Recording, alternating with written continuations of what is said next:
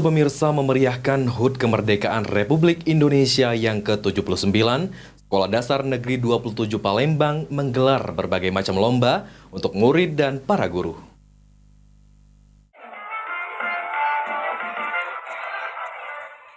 Sekolah Dasar Negeri 27 Palembang menggelar berbagai macam lomba seperti estafet karet, balap karung, lomba kelereng, makan kerupuk, makan biskuit, dan joget mengelilingi kursi untuk memeriahkan HUT RI yang ke-79.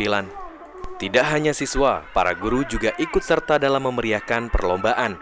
Dimas selaku Ketua Pelaksana mengatakan, perlombaan yang digelar untuk memperingati Hari Kemerdekaan Republik Indonesia serta menambah keharmonisan antara guru dan meningkatkan chemistry antar siswa dan guru. Yang pertama mengadakan lomba di pagi hari untuk kelas rendah, kelas 1, 2, 3 SD di SDN 27 Palembang, lomba memakan kerupuk. Dan untuk kelas tinggi, lomba memindahkan bendera.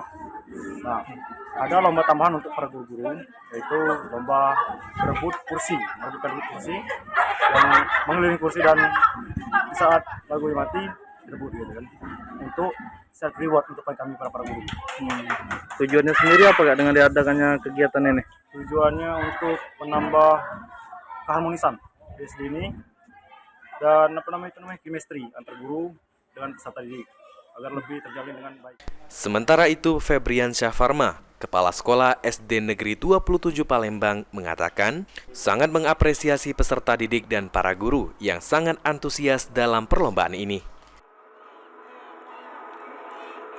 Alhamdulillah kegiatan ini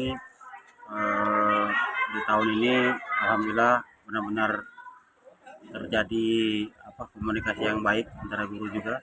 Kegiatan ini juga dibantu oleh mahasiswa PPG Perjabatan. Jadi untuk tahun ini kami banyak sekali mendapatkan apresiasi, terutama dari masyarakat sekitar juga. Jadi kegiatan ini sangat positif sekali.